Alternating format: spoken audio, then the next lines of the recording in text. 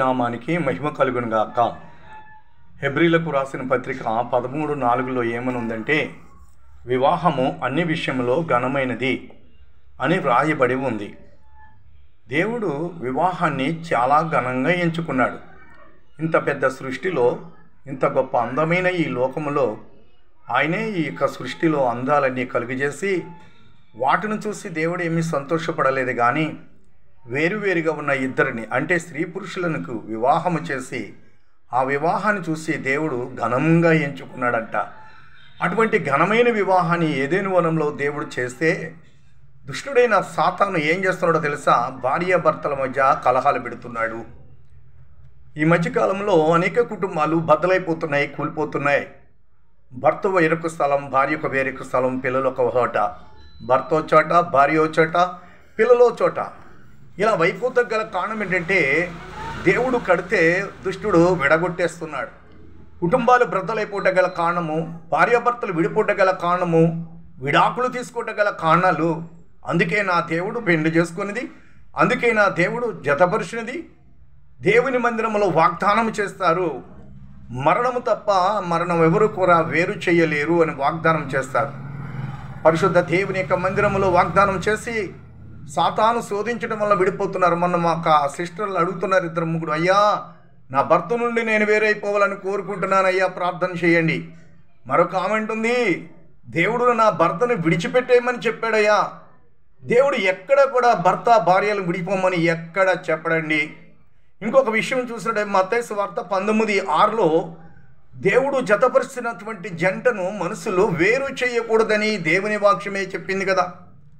వేరు చేయొద్దని దేవుడు చెప్పినప్పుడు మరలా మీరు ఎలా దేవుడు చెప్తాడు? ఆమె అంటుంది, అయ్యా నా భర్త నుండి నేను వేరుపోమని, విడిచిపెట్టేమని దేవుడు చెప్తున్నాడు. నాకు దర్శనం కలుగుతుంది, దేవుడు మాట్లాడుతున్నాడు. దేవుడు కాదు నీతో మాట్లాడేది, దెయ్యం. దెయ్యం కూడా దేవుళ్ళలాగే మాట్లాడుతుంది. బుద్ధిహీనంగా ప్రవర్తిస్తున్నారు. భార్యాభర్తలు పెళ్లి చేసుకుని ఏదో ఆటాపాట అనుకుంటున్నారు. వారి ఇష్టమైతే పెళ్లి చేసుకుని, వారి ఇష్ట ప్రకారంగా పెళ్లి చేసుకుని, వాళ్ళ ఇష్టమైతే కాపురం చేయటం, లేకపోతే మానివేయటం. అందుకేనా నువ్వు దేవుని మందిరంలో వివాహం చేసుకున్నది? మనుషులు ఎంత బుద్ధిహీనంగా ఉంటున్నారో తెలుసా? సాతాను దేవుడు కట్టిన ఇల్లును బద్దలు కొడుతున్నాడు, భార్యాభర్తలను వేరు చేస్తున్నాడు, కుటుంబాలను బద్దలు కొడుతున్నాడు. ఇది సాతాను యొక్క ప్రేరేపణ. సాతాను యొక్క ప్రేరేపణ కానీ దేవుడి ప్రేరేపణ ఏమాత్రమును కాదు. 1 కొరింథీ 7:10 భర్త భార్యల గురించి ఏమని చెప్తున్నాడు? భర్త భార్యను విడబాయకూడదు, భార్య భర్తను విడబాయకూడదని చెప్తున్నాడు. మరొక చోట మరి చూసిన కొలస్సీ 3:18 భార్యలారా మీ భర్తలకు విధేయులై ఉండండి, లోబడి ఉండండి. భర్తతో దేవుడు చెప్తున్నాడు, యోచన కలిగి యుక్తితో జాగ్రత్తగా స్త్రీలు బలహీనమైన ఘట్టాలని జ్ఞానంతో వారి పట్ల మీరు కాపురం చేయమని పురుషులతో దేవుడు చెప్తున్నాడు. మార్కు సువార్త 10:1 ఏమని చెప్తున్నాడో తెలుసా? మరణము తప్ప వారెప్పుడు కూడా విడబాయకూడదు. తల్లిదండ్రులు కూడా అలాగే సపోర్ట్ చేస్తున్నారు. 20 సంవత్సరాలు కాపురం చేసి విడాకులు ఇస్తున్నారు. 15 సంవత్సరాలు కాపురం చేసి శంకరగుప్తం ప్రాంతంలో ఒక స్త్రీ తన గొప్ప మంచి వ్యక్తిని వదిలేసి విదేశానికి వెళ్ళిపోయింది. డబ్బు వ్యామోహం, ఇష్టానుసారంగా ప్రవర్తించాలని దేవుడు పురుషునిగాను స్త్రీనిగాను చేసింది ఎందుకో తెలుసా? వారిరువురిని ఏకం చేసి ఇరువురు శరీరాన్ని ఒకటిగా చేసి ఒక మందిరముగా, ఒక ఇల్లుగా కట్టాడు. దేవుని చేత కట్టబడిన ఇల్లు. భార్యాభర్తల దాంపత్య జీవితం అంటే దేవుని చేత కట్టబడిన ఇల్లు. ఆ ఇళ్లను ఎవరు కూల్చేస్తున్నారంటే దుష్టుడే కూల్చేస్తున్నాడు. భ్రమపరచు ఆత్మ అంటే ఒక ఆవిడ అంటుంది, దేవుడు నన్ను వదిలేయమన్నాడు అంటుంది. మరొక ఆమె అంటుంది, విడిపోమని చెప్తున్నాడు, కాపురం వద్దంటున్నాడు. ఇలా సాతాను చేసే భ్రమలలో, సాతాను చూపించే దర్శనాలలో దేవునికి విరుద్ధంగా పనిచేస్తున్నటువంటి ఈ లోకంలో ఎవరో తెలుసా? దుష్టుడి యొక్క ఆత్మ, క్రీస్తు యొక్క విరోధి యొక్క ఆత్మ లోకంలో పనిచేస్తుంది. అలాగే మతోన్మాదుల్లో పనిచేస్తుంది, మనసుల్లో పనిచేస్తుంది, భార్య భర్తల్లో పనిచేస్తుంది. తల్లి ఒక చోట, బిడ్డ ఒక చోట, భార్య ఒక చోట. ఇలా అయిపోట గల కారణం ఏంటో తెలుసా? దుష్టుని యొక్క ప్రేరేపణ. జాగ్రత్త. దేవుని మందిరములో వివాహము చేసుకుని, వివాహమును చాలా పవిత్రముగా ఎంచుకున్న దేవుని యొక్క ఆ వివాహ బంధమును మీ ఇష్టానుసారంగా మీ సొంత నిర్ణయాలు తీసుకుని ఒకరి పట్ల ఒకరికి ప్రేమ లేకుండా, లేకపోతే ప్రేమలు ఆరిపోవటము, లేకపోతే ఏదో ఒక కారణముగా మీరు విడిపోతానంటున్నారు. విడిపోవటానికైనా వివాహము చేసుకుంది, విడిపోవటానికైనా మీరు దేవుని మందిరంలో వాగ్దానం చేసి పెళ్లి చేసుకున్నది. వాక్యం అలా చెప్పటలేదు.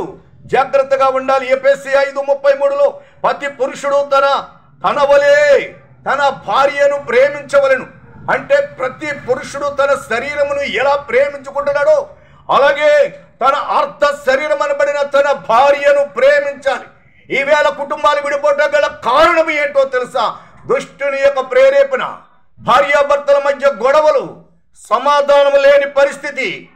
అయితే దేవుని వాక్యం ఏమి చెప్తుందంటే భార్యాభర్తల మధ్య ఏముండాలో కూడా తెలుసా? క్షమాపణ గుణం ఉండాలి. పేతురు అడుగుతాడు, ప్రభా నేను ఎన్నిసార్లు క్షమించాను ప్రభా? 7 మార్లు మాత్రమేనా అంటే 7 మార్లు కాదు, 77 మార్లు క్షమించాలంటున్నాడు. దేవుని వాక్యం ఏం చెప్తుందో తెలుసా? మీరు మీ ఇతరుల పాపములను క్షమిస్తే దేవుడు వారి పాపములను క్షమిస్తాడంట. మనము ఇతరులను క్షమించకపోతే మన పాపములు ఎలాగే నిలబడిపోతాయి.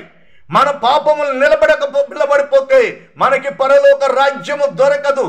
నీవు దేవునికి విరుద్ధముగాను, దైవ నిర్ణయాలకి వ్యతిరేకముగాను నీ సొంత నిర్ణయాలను తీసుకుని నీ ఇష్టమైతే కోపరం చేయటం, నీకు ఇష్టం కాకపోతే వదిలేయటం, ఈ సొంత నిర్ణయాలు తీసుకోవటానికి నిన్ను కొన్నవాడు ఎవరో తెలుసా?